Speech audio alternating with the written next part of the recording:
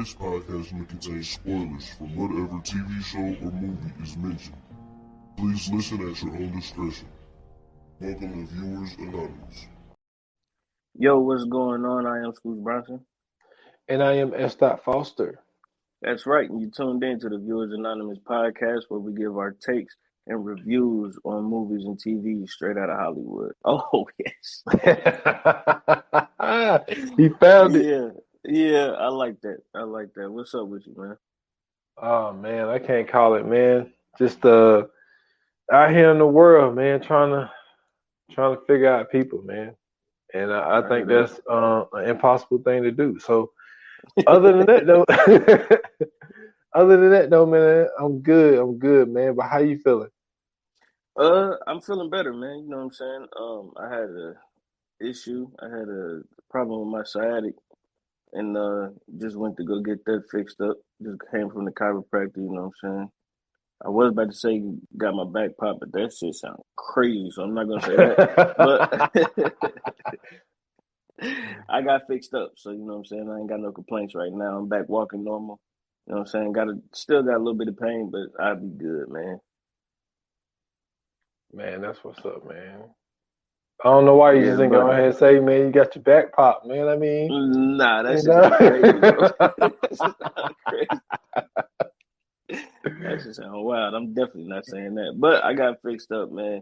And it was interesting because this is my second time being at the chiropractor. So the first time, you know what I'm saying, they did the stuff you see like on like YouTube, or if you watching like TLC or something, where you know what I'm saying, they grab your neck, pop your neck, and then you know make you do all the different adjustment moves, and you know what I'm saying, where you hear all the spine pops and all that.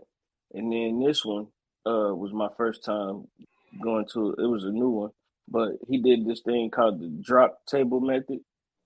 So like I'm laying face down on the table, and like it's like it looked like a Tetris table, and you laying there or whatever, and he hitting these levers, and like certain parts of the table go up, and he push it back down real quick, mm-hmm.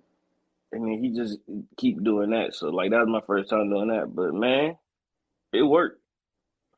That's what's up. Yeah, it definitely worked. So, I'm with that. Good deal, man. Good deal. For sure. So, man, so we got something today. I don't think we did one last month. I don't think. I'm not sure. I don't think we did. I think we might have replaced it with the movie joint that we did. The villain joints. I think. Yeah, we did the top 10. No, wait a minute. No. So when we do Viola? That might have been. You sure? It might have been July. It might have been. But anyway, so we back in the lab, man. We back to appreciate someone. Me and you, we was going back and forth. Mm-hmm. So we just ended up deciding he's one of the GOATs. You know what I'm saying? Definitely one of the GOATs, man. And the person that we're talking about today that we're going to give flowers to, man, is the guy, Steven Allen Spielberg. I know y'all probably never heard it that way. but Steven Spielberg, man, you know, born in 1946 in, I guess you can call it a great Cincinnati, Ohio. You know what I'm saying? Wait, that's what? Yeah, man. That's where he was born. He was born in Cincinnati, Ohio in 1946. Okay. Well, it's confirmed. And all the greats come from Ohio, bro. Man, here we go. You know what I'm saying? He was born from a Russian Jewish immigrants. You know what I'm saying? But this is the thing though. You know, his younger years, you know, he spent in Hatton Township, New Jersey. He lived in Phoenix, Arizona. Later, they moved to the Saratoga, California, where he went to California State University. You know what I'm saying? Up in Long Beach, where he pursued his entertainment career. He ended up dropping out. But, you know, we've heard this before. What's her name? Dropped out too. Oh, man, what's my man name? That one director that we consider a GOAT too. Like a lot of these dudes, it's like they went in and they got the information that they needed, and they was like, well, shit, like I got what I need, so it ain't no reason to stay here and, you know, pursue this career or whatnot. Well, not career, but, you know, finish up the schooling or whatnot. Right. But but yeah, he ended up dropping out, man, and obviously he made the right choice. So Yeah, big time. yeah, so he did not lose a step there, man. But you know, I was watching this one interview that he was doing, Hmm. and they spoke to his mother, and she said that she used to let him skip like elementary school some days because like he Mm. had a knack for it then. She was like he always talked about how he wanted to make movies when he was like a kid in elementary school. So she Hmm. said she used to let him skip school and they used to go to this one place where she would like reenact shit for him. And like kind That's of, you know, interesting. and I'm sitting here like, yo, and I know you and your mom have like, you know what I'm saying, like a really, you know, supportive relationship type thing. And I was like, yo, but Hmm. I don't even know what the fuck that is. But like I'm like to hear a mother like get that involved, you know what I'm saying, when he was that young and be like, you know, this what you want to do? Well, I help you, you know, pursue this and we can role play and all this type shit. And I thought that was very interesting, man. And I think that when you have someone that is that close to you, that's that supportive, I Yeah. think it make a lot of shit a lot easier to Yep. be, especially out of left field like this dude was. Like Steven Spielberg, like if you look at his early stuff, you know what I'm saying? A lot of this shit is from left field. You're like, the fuck? Like, but once you watch it and see how he shot it, you're like, oh, okay, I see what he was trying to do. Yeah. Man, so for me, that is super interesting because I understand like having that relationship, you know what I'm saying, with your parents and having them, be super supportive of everything you do. However, the skipping school thing, yeah, that my mom was not going for that part. But like, you know what I'm saying, she was always she was well, I'm not gonna say she was always. She's always very supportive of everything that I do, whether it's doing this or what I'm saying, playing a sport or coming up with just the idea in general. You know what I'm saying? One thing she would always tell me when I was young was you can do anything you put your mind to. You know what I mean? And she always like instilled that in me. So, to have that, what I'm saying, to have somebody like that behind you, especially with doing something like film or doing something like acting is very important because, as a child, your most creative moments, what I'm saying, come to you. You could just imagine being a child and, thinking about what you want to be when you grow up. Or if you outside playing, you might, you know, you might be playing Space Invaders or whatever. And, you're the astronaut that's going to kill the aliens. Or, you might be playing a knight, you know what I'm saying, defending, you know what I'm saying, the kingdom. Or, you know what I'm saying, you get real creative and you know what I'm saying, you do a lot of acting and pretending and imagining. Um, and so your creative juices are always flowing as a kid. And for me, like one thing that I used to always do was I used to always like try to take stuff apart and put it back together. She would Mhm. have a fit, but like, you know what I'm saying? She understood, that was just the way my mind works. So she would start getting me stuff that would be like constructive like that. So, you know what I'm saying? She kind of fed into my creativity and, what I'm saying, hearing his mom doing something like that, it's not really a wonder as to why he is one of the greats that he is because, having that support, especially from a very young age, I'm sure that instilled a lot of confidence in him to continue and, you know, and to be able to create all the great work that he did. The thing that did surprise me though, I didn't know that he directed Color Purple. Man, I Yeah, I I had I I no did idea. I didn't early, and Hmm. then I end up hearing the name, and then like Hmm. I end up figuring it out, like oh okay, like he did that. But this is what I didn't know. Yeah. He did a short called The Last Gun. Hmm. He was 13. That's crazy. Yo, that is nuts. Yeah, That no, is that's really nuts. crazy. Because you got to think about this too, right?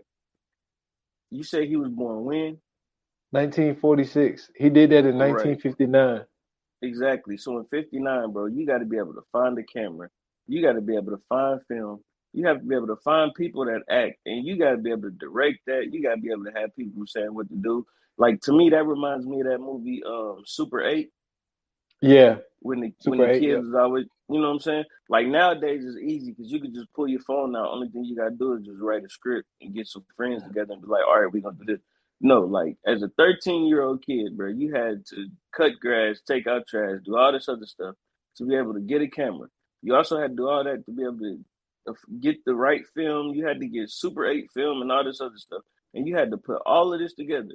And it's not like he was editing on a computer or anything else like that. This dude was having to take the film, look at it frame by frame, cut it, tape it together, you know what I'm saying, glue it together, you know what I mean, hit it, put it on the reel, all this other. Like he really had to go through all that. So it's like at 13, that is amazing.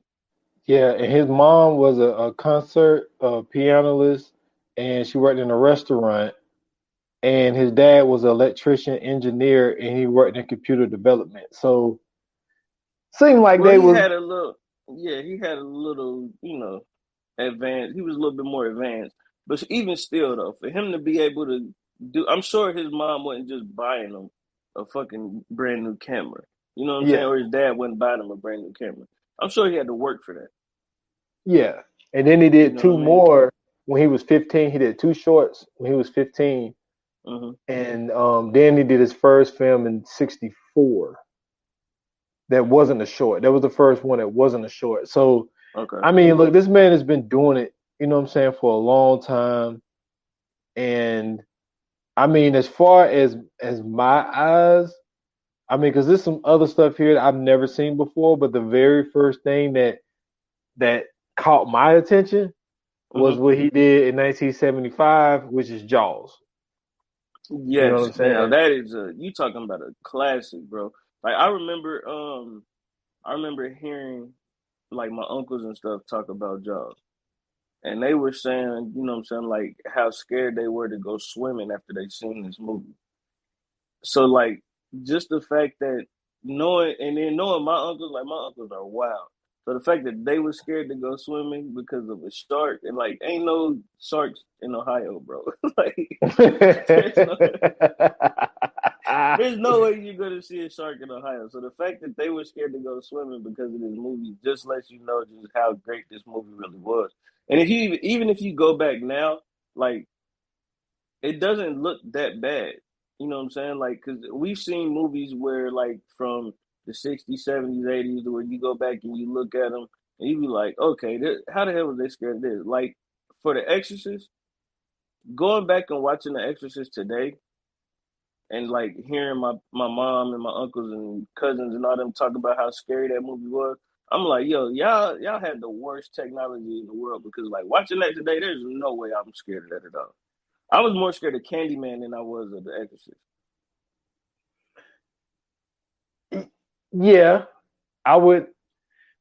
Well, if we're talking about those two, then yes, because I still to this day haven't said Candyman in the mirror 5 times, and Don't don't play ever them plan games. on doing it. Yeah, Um, don't play them but games. but The Exorcist was the one thing that I would say is different is Hmm. The Exorcist came out in '73, if I'm not mistaken, and Right. it was the first of its kind. So I That's could see true. how, And so was Jaws, though. Just the fact yeah. that, So you know was what I'm Jaws. saying? Yes, the fact that he was able to have this big ass shark going around eating all this shit, and you got somebody all the way in Ohio where sharks are nowhere near, scared to go swimming, it just lets you know just how great of a production he put together. And that's one of those things that, you don't get like so for me, I kind of understand, but I still don't understand because I guess because I'm watching it now. But the only reason I kind of understand is because when I first saw Jurassic Park for the first time, that shit was terrifying. Seeing the raptors when that big ass Tyrannosaurus Rex came out, like yo, that shit was terrifying, bro. I don't think when I think about the first time I saw Jurassic Park, I don't think terrified. You telling me Jaws, you I wasn't do. scared? You telling me you wasn't scared when they was in the kitchen with that Velociraptor? I mean, if I was put in that situation, yeah. But I mean, like, I Yeah. think, I thought that Jaws was more. You know what I'm saying? apt to happen than that would, because Oh yeah, of I'm course. not that far from Myrtle Beach because I live in South Carolina, so we used to go Well, to the yeah, beach for and you, shit. yeah, for sure, So it's kind of like, okay, yeah, I ain't fucking with that shit. And with Jaws coming out in '75, and then this is the crazy part, right? So hmm when they was filming that movie, the shark, like the mechanical shark that they had, like it didn't always work, and like they kept Yeah. having like a lot of issues with the shark. That's why they did a thing where you will always see mostly just the fins. You know what hmm I'm saying? And he Now was saying that that is terrifying in itself. The fact that yes, the fin, all you see is the fin going around, so you don't know how big it is. You really don't know if this mug can take you or not. That's terrifying too, because it's just the fear of the unknown at that point. yeah, and like you said, like sometimes less is scarier. You know what I'm saying? hmm Because that's what ended up happening, really, with the Jaws joint, is the fact that you only saw a little bit of it, and Yeah. that's what made you terrified. Because now it's to a point, all you got to see is a fin, and motherfuckers are running. And for him to do that movie and for it to blow up the way that it did, you know what I'm saying? Well, he turned it into a franchise where they did, I think, three hmm of them, if I'm not mistaken. I think it's only So three. yeah, so it was just like, yeah, like Jaws, and I think that a lot of people have to, and see, I'm good about doing that. Like I can watch a film from 1975 and try, even though I wasn't born to 10 years later, like I Right. could try to put my mind state into that time and be like, hmm and then also having an experience of like, and see, look, I've watched many documentaries on like the Halloween movie, you know what I'm saying, Yeah. which came out in '78, and it was like the shit didn't really play in movies until '79 because like it was the first of its kind. Like people was like actually scared to go see the fucking movie. You know what I'm saying? Like Right. it was just a So different that time. came out Like before Jason. yeah, Jason stole Michael Myers. Oh wow. Jason was his like basically Michael Myers is his prototype Right. That because makes sense. the dude, oh man, I can't remember my man name right now, but my man that did the first Jason, Friday the hmm 13th. So there was when Is they it? was Is film. it? Isn't his name like Kane Hodder or something like that? No. You're talking about the guy that played him, but Kane didn't play. Kane didn't start playing him until I think part four, I think, Oh, okay. or Okay. five. You But talking about the dude that created it? yeah, I'm talking about the dude that Okay. created it, Sean Cunningham. So Okay. this is what happened. So there was when they was shooting Halloween, which is John, you know what I'm saying, John Carpenter, hmm him and Deborah Hill. So Sean Cunningham actually helped them shoot the movie. So Oh. he had some, you know what I'm saying, some inside game, and he was just like, oh, okay. Because what a lot of people don't know is Michael Myers, like when you look at, like, especially the first one, if you look at like the IMDb page, he's hmm called the Shape. Yeah. Like that's what he's not necessarily Michael Myers, they call him the Shape. The So shape. yeah. So they basically took like the idea of the Shape hmm and just made the story of, yo, we're gonna and then this is the wild part about it. Like when he made it, you also gotta understand, Jason was just an idea. Cause, Miss Yeah. Voorhees was the killer. And Facts. Yeah. so when he was gonna end the movie, because his ending was, I don't know if you remember part one, the ending was the girl was just sitting in the lake and boom, hmm movie over. But somebody was like, nah, maybe we should have the kid that drowned come out of the water and pull Yeah. her under. So they changed it, and then that right there, that one idea created a franchise. It wasn't gonna be a franchise Right. because they were gonna end the movie just right there. But someone was like, won't you have a kid come out the water and then we can make a whole little thing where like the kid can't die, and then he goes and kills all the camp counselors and all that type of shit. Mm-hmm. So, but the point I was saying was like when you think of a movie like The Exorcist and Jaws, and I mean the '70s had to be a great time, dude. You got Jaws in '75, you got Exorcist in '73, and you got Halloween in '78. Now the thing about that is all three of those movies are the first of its kind. Mm-hmm. So seeing those movies in the Man, '70s, you got the Poltergeist no, that came in the '80s in the 80s. because Okay. remember he wrote the Poltergeist. Mm-hmm. So and he wrote the Poltergeist. Let me see, because where's the Poltergeist? Oh, it's not right. It's not on this because he didn't. He wrote it. He didn't direct it. Right. And Poltergeist was '82. Oh, okay. Yeah, the Poltergeist was '82. So I think that if you put yourself in that mindset, when you seeing shit that you never seen before, like that's why a lot of people say that the The Exorcist is like one of the scariest movies ever. When you watch it, you like, okay, like the idea could be, but it's like when you watching it, it's like, okay, like it's not the scariest thing I've ever seen. Even though it's I one of mean, my favorite horror movies. I get it, but to me, I'm not worried about some little girl who climbing up on walls. Just leave her in the house. Man, Get the fuck out. it's a demon, yo. But if this your daughter, you ain't gonna leave her. Listen. If my daughter start climbing the walls, that's no longer my daughter, bro. The demon Oh got man, it. It's time this to guy go. right here. You can have all this shit. It's time for me to get out. Yo. He talking about this your daughter. Not my daughter don't know how to climb walls. Oh man. She was in the corner. She was sitting in the corner by the ceiling. Like, no, that's not your daughter anymore. Oh man. That's Beelzebub's daughter. It's over with. Oh man. So oh man, I'm trying to think. There was another movie that came out around that time. But yeah, like but the ideas that he had was I mean, even to come with the you know what I'm saying, with the whole, ET joint. Man, listen, that was a great movie, bro. That was a real heartfelt movie. You know, I've seen E.T., don't get me wrong. But I've only seen it probably like twice. And it's like same.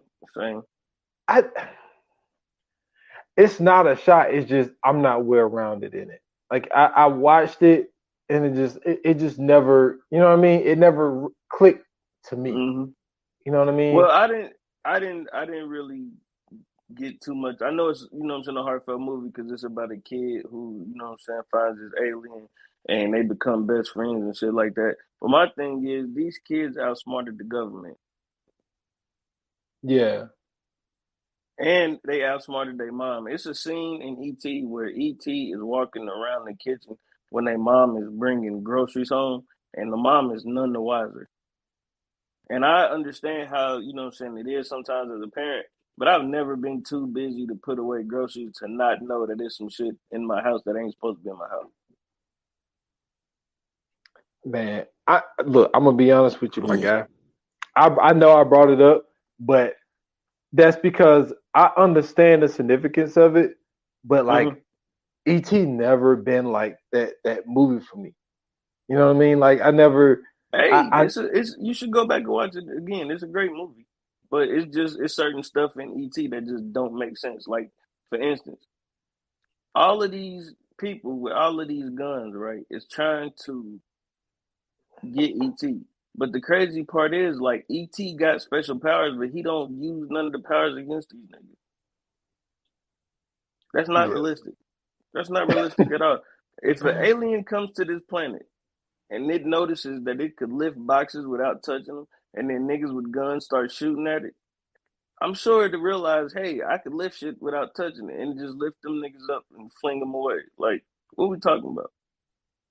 To me, it's just not a realistic alien movie to me. Like like just think about that. Just as an alien, if you come here and you got special stuff that you can do, and then these niggas just start shooting at you, you get hit, and you're like, hey man, that shit kind of hurt. These niggas is attacking you. You have to defend yourself, right? You would think so. So why ain't ET just whoop on these niggas real quick? That's what they should have did. That would have made ET way better. Yeah. Oh man, that's funny. Like That's funny. he get injured, you know what I'm saying, turn into a monster for real and just start like tearing shit up. That's how ET should have been. ET should have been like the Furbies. I Man, mean not the listen, Furbies, what's that shit called? The with Gizmo. What the fuck is that movie called? Gizmo. Yeah. The little things you can't get them wet. Oh, what? Gremlins? I don't Gremlins. know. Yeah. Oh, Gremlins. I'm right. Oh, Yeah. But yeah, man. but Gizmo was the one that looked like a Furby. Or was a Furby or Oh, whatever. okay, man. Look, all I know is ET Phone Home, man. What That's the only thing I you remember. don't know Elliot. You don't know that one? Come on, man. Man, listen, man. Like I said, I probably seen that movie once or twice. I was a You kid, gotta rewatch that, big dog. and it never really registered to me, man. But I Yeah. skipped over, man, and who knew, man, in 1981 that this was going to become what it became, man. Indiana hmm Jones, man, the Now Raiders of the that Lost Ark. that movie in itself, that's a movie I couldn't get into. They really made a movie about a white man going around stealing artifacts. And people was cheering them on, bro. Man, listen, look. Okay, right. So this is the thing. This Come is the on, thing bro. about the Indiana Joneses, man. Like I I can't tell you which ones I've seen. hmm You know what I'm saying? Because they kind of really all just blend into each other because I don't Yeah. know the whole backstory. But the one thing that always fascinated me was the fact of like what becomes a franchise. And it's just like hmm how I tie franchises into people. You know what I'm Yeah. saying? Like when you think of, you know what I'm saying, Harrison Ford, you know what I mean? You know, he's Right. like well, he's Indiana Jones. You know what I'm saying? He did about 4 or 5 of He's them not. bad Nope. boys. Nope. Nope. Don't do that. We're not doing that. No. He's Well, not he's Mr. Indiana Jones. Crumble to me, He but he's Han Solo. yeah, Don't be see, you disrespectful. know, you on Don't that be shit. disrespectful. See, Why are we see, talking? Why? What are we talking see, about? He's not. see, He's nothing else but Han Solo. no, see, he's Mr. Crumble to me, Dr. No. Crumble, excuse me. Come You know what I'm on, bro. saying? Come The on, bro. Fugitive. That's Oh, the one. stop it. Man, stop it, my ass. The Fugitive. We need to do the Fugitive. That We shit. do. That is my We do. all-time movie. I love that movie. That is a great fucking movie, It man. is, but we all know Han Solo is Ah, Harrison Ford. What are we nah. talking about? Well, what we're talking about is, come on, man. He's Indiana Jones, man. Come on, Nah, man. he's He is Indiana Indiana Jones. Jones, but Indiana Jones ain't cooler than Han Solo. Indiana Jones is a thief. Then what you say? This nigga went Oh around man, stealing stuff, bro. yeah, that he did. And But he had a whip. he did have a whip. That's some bullshit. So he did have a whip. Definitely had a But whip. like you said, man, the color purple, you know, Yep. came out my birth year, 85. Um, listen, I've I've seen the color purple multiple times, and I think that the thing with the color purple I've heard people say is just, you know, they felt that the story should have been done from like a black person's point of view type of thing. It was a And fucking book. What are they talking about? I mean, you know how it is, And man. it Like, was a stage play. Like there's no other point of view you could have got it from. He just took it from a but stage play from in a book. yeah, but how he broke, like, and we talked about this when we did Whoopi Goldberg. hmm Like this is the film, and he is the person that vouched for her. He was like, "Yo, I only want Whoopi Goldberg. And they was like, she's not a proven actress. You know, she's this, she's that. And he was like, I don't care. Like, this is who I Right. want, and I won't do the movie without her. So, you know, you have to, when you speak about The Color Purple, like, and Steven Spielberg doing this, like, the career that he kicked off. Now, we don't know what would have happened to Whoopi Goldberg without The Color Purple, Right. but Right. this shit was a huge fucking jump start. Cause she was in what? Was she in Ghost Dad with That was Swayze? that was after though. Remember? No, I'm She saying didn't really. she was though, right? Yeah, yeah, She was in Ghost Dad. She was in Eddie after that. She was in Sister Act. Like she would have. She took off after that yeah, for sure. So you are right about that. Like we really don't know what she would have been when it's all said and done. And the fact that what I'm saying, getting her, like you said, being unproven, and then having her with the performance, and then you got Oprah in this, you got Danny Glover in this, you got like a night. I mean, really, you got an all-star cast at the end of the day. If yeah, you really go back and look at that cast, that's an yep, all-star cast.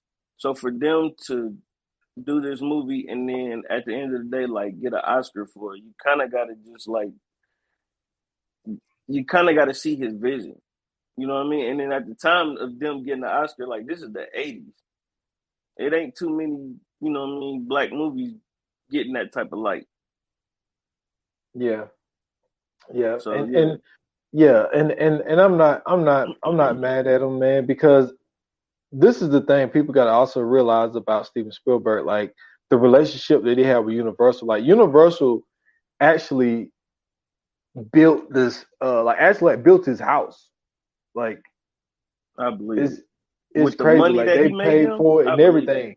So it's crazy, man. And I think that even though it was a book and a stage play, it might not have gotten the look without Steven Mm-hmm. Spielberg. You know what I'm saying? Like Right.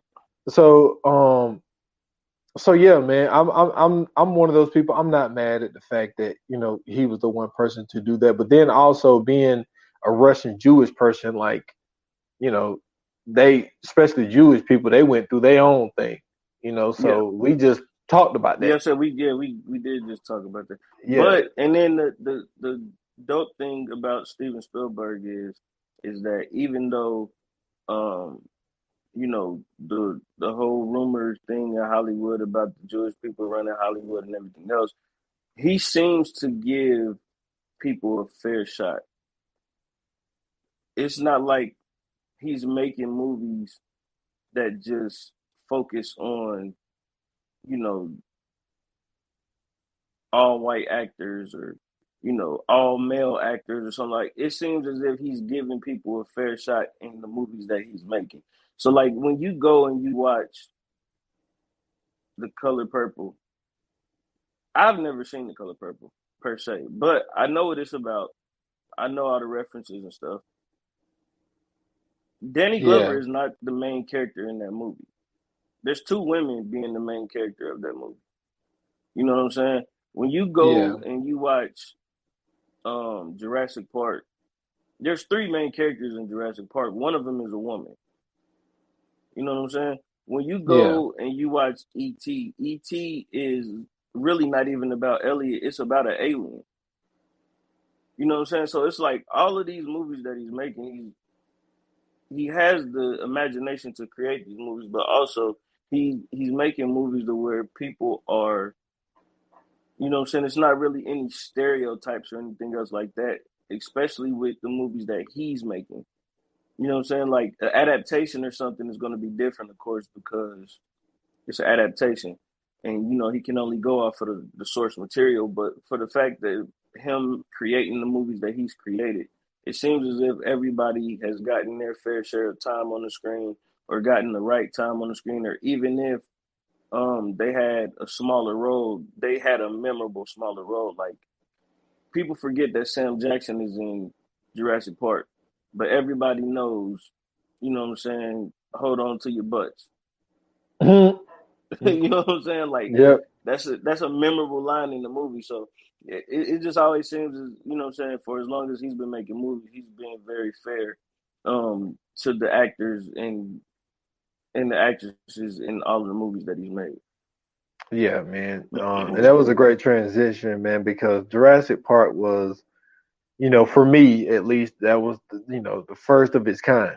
And like For sure. seeing this stuff, because I think what made Jurassic Park what it was just really how realistic everything looked. Like Yeah. that shit looked real. Like even down to the part where they was looking at uh uh when my girl was digging through the I think it was I forget what it was, but looking through the shit because it was sick Oh, the and she was Triceratops shit. yeah, she was digging through Yeah. the shit. I was like, yo, Yeah. like like Man, they touched that Triceratops tongue. I was like, nope, nope, not at all, not me. And I mean, like everything like looks so real. And then like one scene that Mm-hmm. always stood out to me, like I say, sometimes it's small detail shit that really like boggles my mind. But Yeah. my man had this cane joint, right? And at the Yep. top of the cane, it was this thing, and it had a fucking mosquito in it. That was the And they said, amber thing. yeah, and he was like, what it is? It was the sweat from a dinosaur, and the what's the name got stuck in there. The mosquito got stuck in there because they were talking about how Mm-hmm. old mosquitoes is and how dangerous. Because mosquitoes are one of the most dangerous fucking angels, Mm-hmm. animals out there. A lot of people don't realize that because they carry so many diseases that Man. what I'm saying, they kill like a lot of shit. Yeah. And they were saying that like mosquitoes could kill dinosaurs back then Mm-hmm. because they'd be having to take a disease from something else, put it into that dinosaur, and then boom. And that cane always stood out to me because they even gave us like a demonstration in the movie of like Yeah, in the how it beginning. happened. And I'm Yeah. like, yo, like see shit like that like really gets me. You know what I mean? And I'm Mm-hmm. like, man, just to think of that and to show us that, I think that was great directing, man. To He me, did it. He did his thing with Jurassic Park.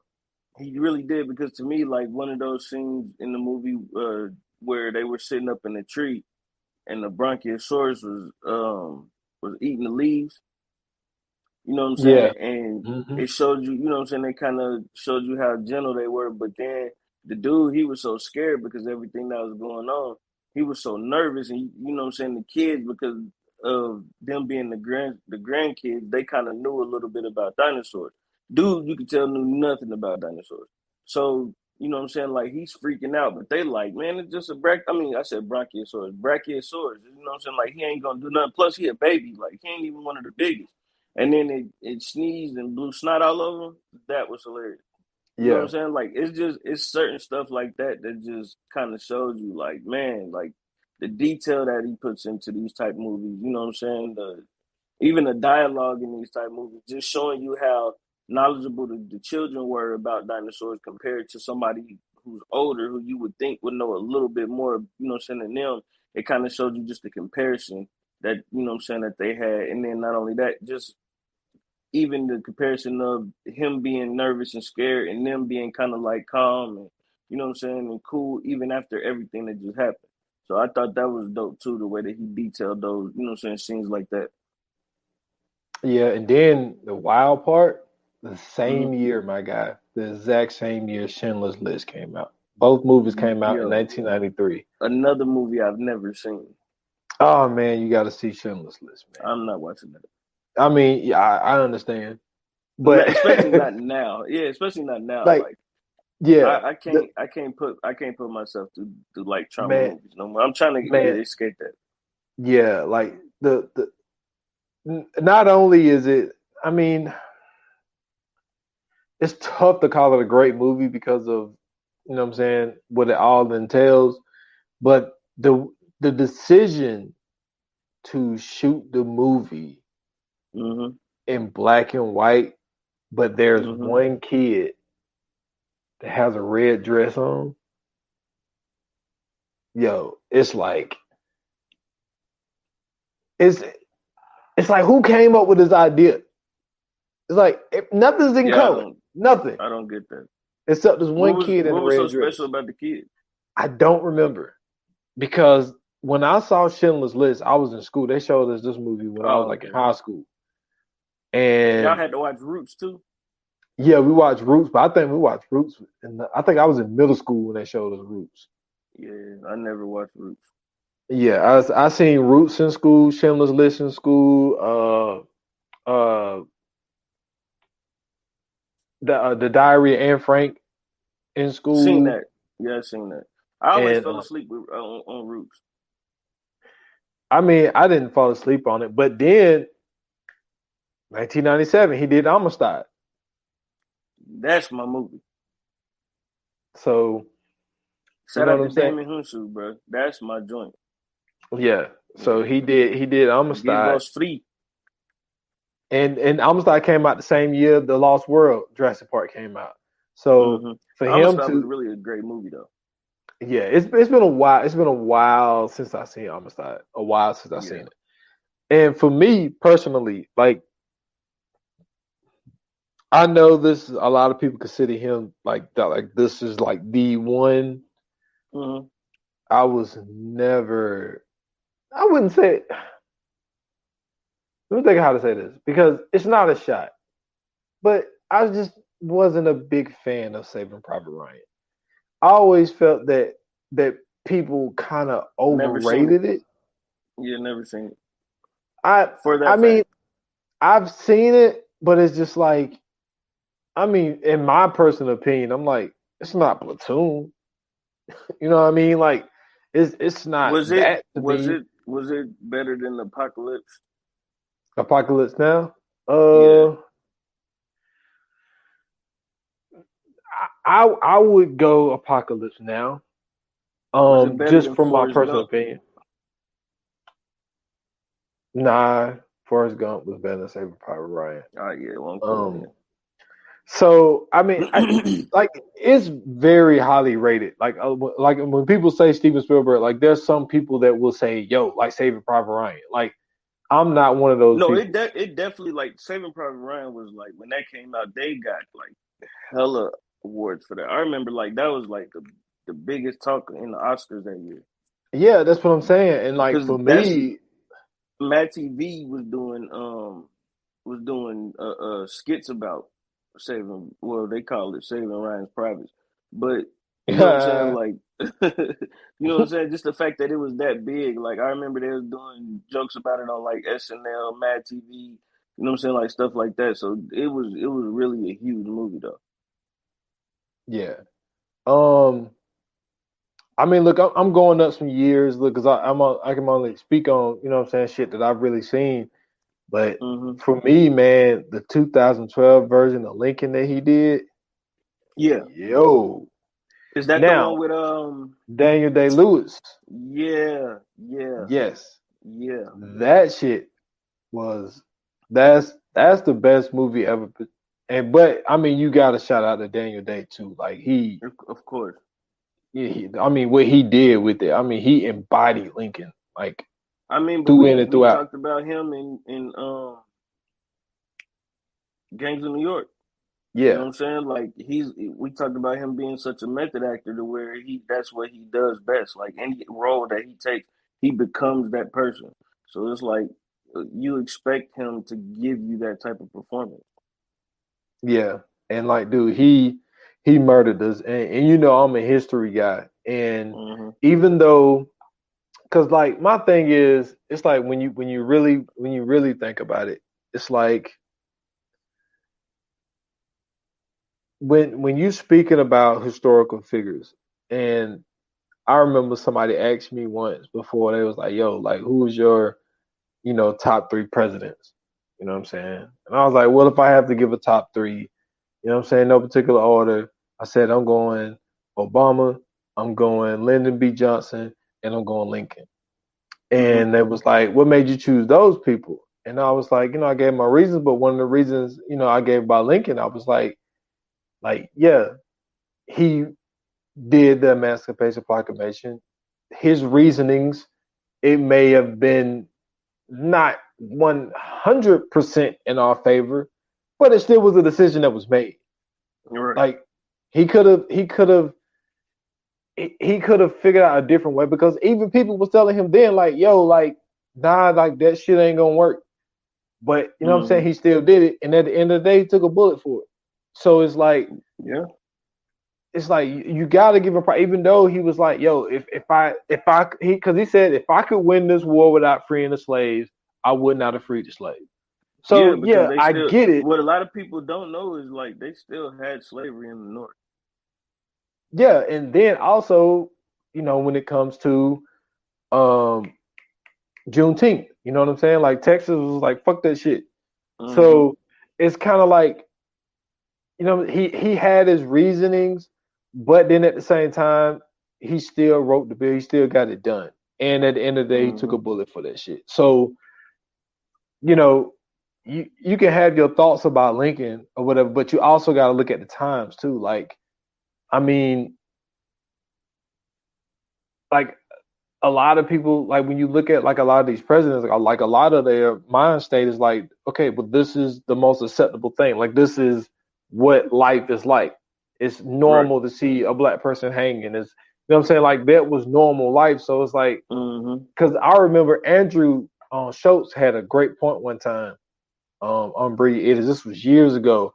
You might have heard Yeah. this episode where he was just like, we're judging them with like the way life is now, and we're not judging them on their time. Even though you still can be different, because like I tell people, me and Uncle Washington used to talk about this. There were white people who had hideout spots for slaves when they Yep. was On fleeing. Underground Railroad. Yeah. Yeah, so it's like there were people who thought outside of the box, and it was like, yo, this is wrong. But Mm-hmm. but he was just saying that like we're judging like a lot of these racist people on the times, but I still feel that there's still a decision to be made. But anyway, yeah, Lincoln was a really, really good. To me, it was a really good movie, and it was a great watch for me. Now, this is the movie I told you about. Mm-hmm. He linked back up with Tom Hanks and did Bridge of Spies. Mm-hmm. Underrated movie, but dope as fuck. This movie was phenomenal. Like he was man, I forget what it was. He went under he went it was during the Cold War, and he was a lawyer, and they sent him in to defend like this arrested Soviet spy. And so he got the help of like the CIA to, like, you know what I'm saying, to do this shit like behind closed doors to try to end like the Cold War and shit. Mm-hmm. Man, that shit was dope as fuck. But see, like I said, you got to be a history person to like really enjoy this shit though. Like if you Well, don't see, really care it's about history, you're not really gonna like it. yeah. Like for me, I definitely watch something like that. Like I went back and watched the original Red Dawn after the new one that came out with Chris Hemsworth. Yeah, Yeah, like I went back and watched that, and to me, that's an interesting time in history anyway, because like that was like one of the most passive aggressive wars that we've ever been in, and then we kind of found ourselves like fighting Russia through like other countries in a weird way, like yeah, that. It was a real weird time. Like I know Desert Storm was supposed to be a part of Cold War. Um, even Operation Iraqi Freedom was linked with the whole Cold War thing as well. I know the embargo thing with Cuba. I know that has something to do with the Cold War. So it's like it's a weird time where it's like we were beefing with them for like 20 plus years at that point, where it got like to the height of it in the 80s. Because remember in the 60s, we were beefing with them about space. hmm, And, you know what I'm saying, they went to Hollywood and made a whole movie about how, you know what I'm saying, John Glenn and them went to space. And then they told people that, you know what I'm saying, these people are on space. And then they showed it all across, you know what I'm saying, the country, and had people really believing we went to the moon, even though they was doing that in Hollywood. So, you know what I'm saying, like that really just kind of you know what I'm saying, let you know our beef with Russia was that serious. The fact that they really filmed that, you know what I'm saying, in the studio and filmed it as if like we could really talk to some dude on space all the way here in the 60s. It was crazy, you know what I'm saying? Even like even the, like I was so deep into it for a minute that like I remember the name of the Russian rocket. It was supposed to be called the Sputnik, and they weren't even sending people up there. They were going to send a monkey up on the Sputnik to get to the moon. It was just crazy, bro. It was just so crazy. So like for him to do a movie about that is a very interesting thing. I really want to go back and watch this now because um to see his take on that type of situation in that time is very interesting. Hey man, it's a great movie, man. And then Yeah. and for the people that don't know, like we spoke beforehand, and we was just like if you start to getting into all the shit that he was involved in, especially like Mm-hmm. as a producer, it's way too much shit. Like he was involved in Right. a lot of shit. So I'm mostly going off of like the shit that he actually directed. And Mm-hmm. one of your movies, you know what I'm saying? Ready Player One. Oh man, let me tell you about that. Now this was an amazing movie because first and foremost, it was very nostalgic for anybody who plays video games or anybody who's into the video game culture. Second, um it was also a lot of foresight in the movie because of the technology that was in the movie is the same thing that we're kind of doing with the Oculus. Even though we're not necessarily there yet, as far as the Oculus goes, but even with video games, like how they were able to use microtransactions to get certain characters and play with certain characters. We're seeing that happen in Fortnite every day. You know what I mean? Like now in Fortnite, you could play as pretty much anybody. Like I was just watching my son play as Darth Vader on Fortnite. You know what I mean? And that's something that in Ready Player One, that's pretty much what they were doing. They were using um their video game avatars to kind of pretty much make a living in a weird way. And you know what I'm saying, this is something that we see with a lot of people every day, playing Fortnite. They're getting paid through Twitch or getting paid through YouTube or Facebook video games or video gaming platforms or whatever. And this is something that they do all the time. So to be able to see him take that vision and kind of put that together in the way he did was great. And then Ready Player One was just a great movie in general. Yeah, I seen Ready Player One. But I think I've only seen it like once though. It's not that Yeah. I didn't fuck with it. It was just more of like I seen it and I was just like, all right, like it's cool, it's pretty cool. Like what I thought was dope was, if I'm not mistaken, so there was this race, like this big ass race, and Mm-hmm. like nobody could win that shit. So my Mm-hmm. man is like, he came up with the idea of like, okay, everybody takes off. He goes in reverse. Mm-hmm. And he does that shit in reverse, and then he ended up winning. And I was like, yo, that's fucking crazy. Like that was like Mm-hmm. that was so dope because it's like once you get into something that is like unbeatable, and like you just have to like you really have to think and be like you have to think outside the box. And I felt that was one of the things that movie showed was like, yo, like a lot of this shit is thinking out of the box. Yeah, and And then it was also an ode to those older video games as well because like people forget like it was certain things in video games that had like secret levels and all that. Like I forgot what the video game was, but like when you start off the level, you don't go forward, you go backward, and it's a whole different level that you don't know shit about. You know what I'm saying? Like something yeah, like that. man, So what's the name for of like they sure, didn't was it I think it wasn't was Mario. wasn't a Mario game? Yeah, yeah, it was a Mario Yeah, it game was where Mario. you didn't go to the right, you actually went to the left. Yep. And then you Yeah, ended yeah, up in the secret level. And then it was like you jumped in the tube, you ended up in the secret level.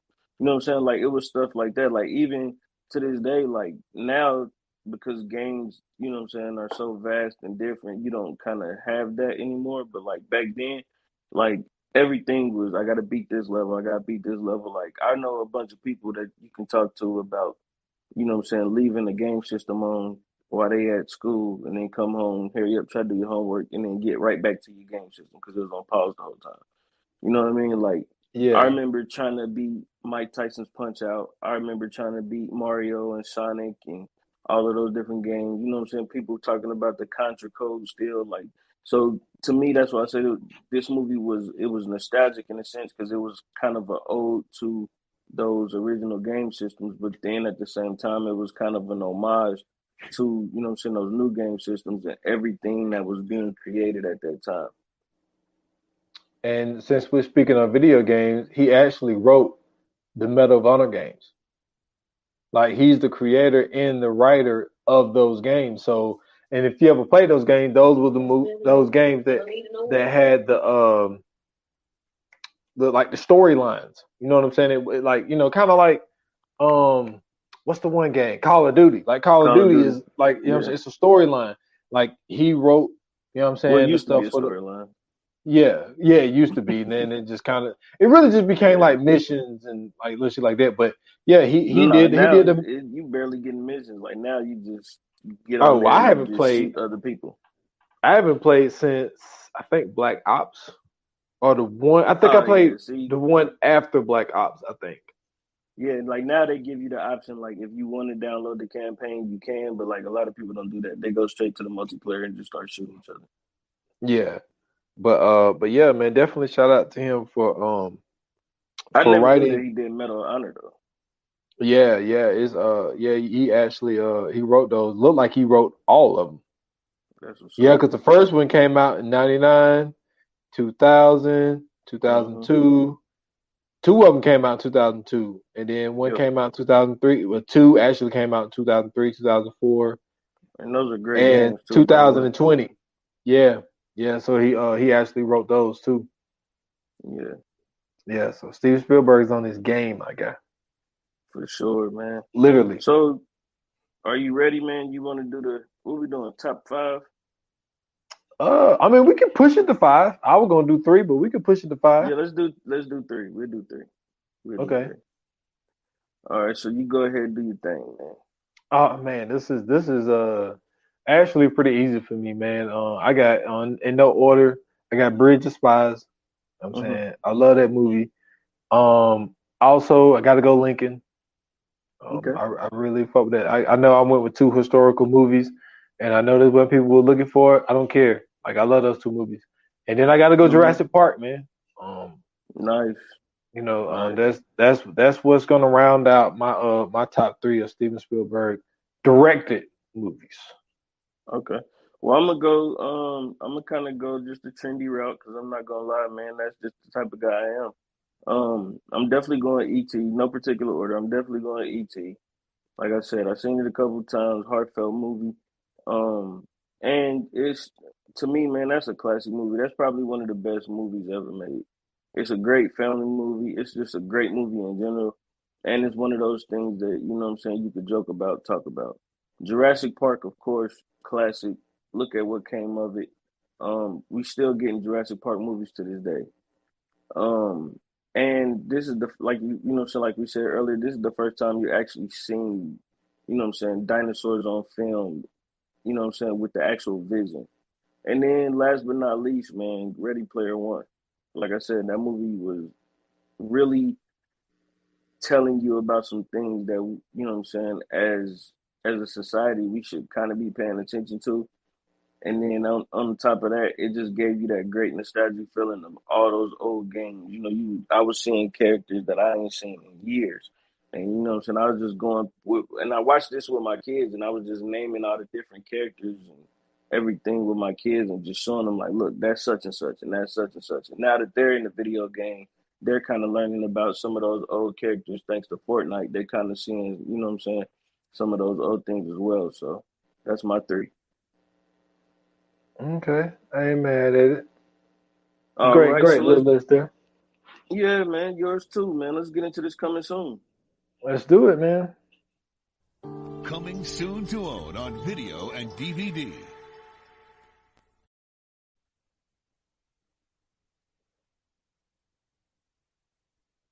Man. I thought I was stuck on the screen. What we got coming up Uh, next, bro? oh man, yo, we got one of the all-time. You know what I'm saying? Depending on who you are, it could be a horror movie for you. You know what I'm saying? Yeah, Depending on who you is as a person, it could be a yeah, horror movie, yeah. man. And we got one Or of the most. it could be a movie that could give you a great idea if you're somebody Yes.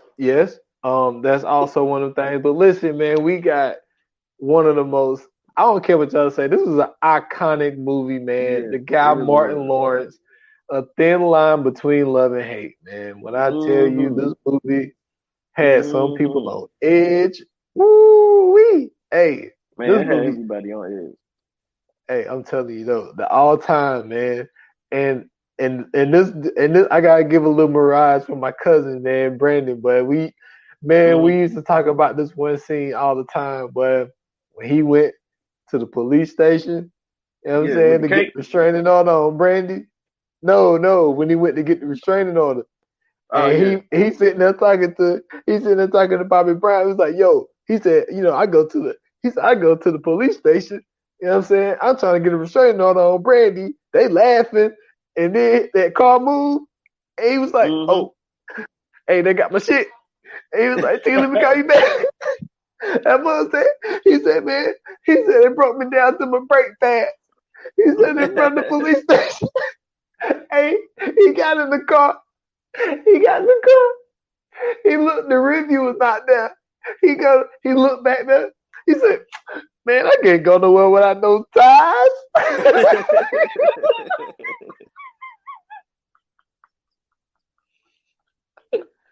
Hey man, let me tell Hey, you something about this movie, oh man. my God.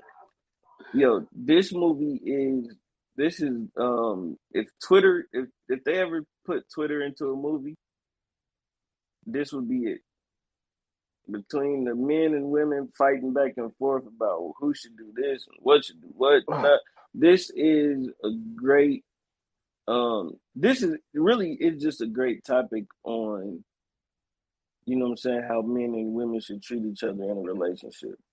You know what I'm saying? About communication, about honesty, um, you know what I'm saying, about hookup culture, about just all of that. This is just a great movie to watch and really pay attention to because Lynn Whitfield does such a great job in this movie.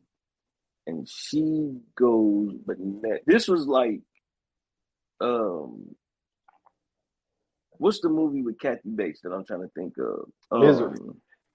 Yes, this was like a new age version of Misery, basically. I can see that comparison. Yeah, but my thing was always whose fault was it at the end of the day, and that's what I want to get in the Oh next yeah. episode, whose fault it was. So, you guys check us out, man. We definitely going to be bringing that to you very soon. And until then, man, you know, you guys can hit us up on the socials. You guys can let us know how we did, what you thought, if you want to suggest a movie and things like that. You can find us on Instagram and Twitter at ViewAnonPod. You can find us on Facebook at VA Pod Watch Group. You can catch me on Twitter at Scoots Bronson. I have a link tree in my bio. You can hit the link there and find me everywhere else. Yes, y'all can find me at S.Foster8. That's on Instagram and it's on Twitter at 28 minutes or less pod. That is just on IG. Um, Follow the pod on all major platforms, 28 minutes or less. I just dropped episode 98 yesterday. Well, 2 days ago when this come out. I did the final season and also the ending of the TNT show Animal Kingdom. Um, Mm-hmm. you know what I'm saying? Went a whole hour on that bad boy. Solo Yeah. Dolo. And man, I felt it's a really, really great show. One of the season finales that I like. Like there's been a lot of, ending of a show and it's just like, okay, y'all Mm-hmm. kind of butchered that. They did their thing on this, man. Like they really did a great job, man. So I broke it down. for people to understand it, man. So y'all can go check out episode 98 of the 28 Minutes or Less. You know what I'm saying? Animal Kingdom season finale. And until the next time, man, that's all I got. Right, man. And thank you guys for tuning in. Thank you guys for listening and watching. And until the next episode, like they always say in Hollywood, that's a wrap. Cut.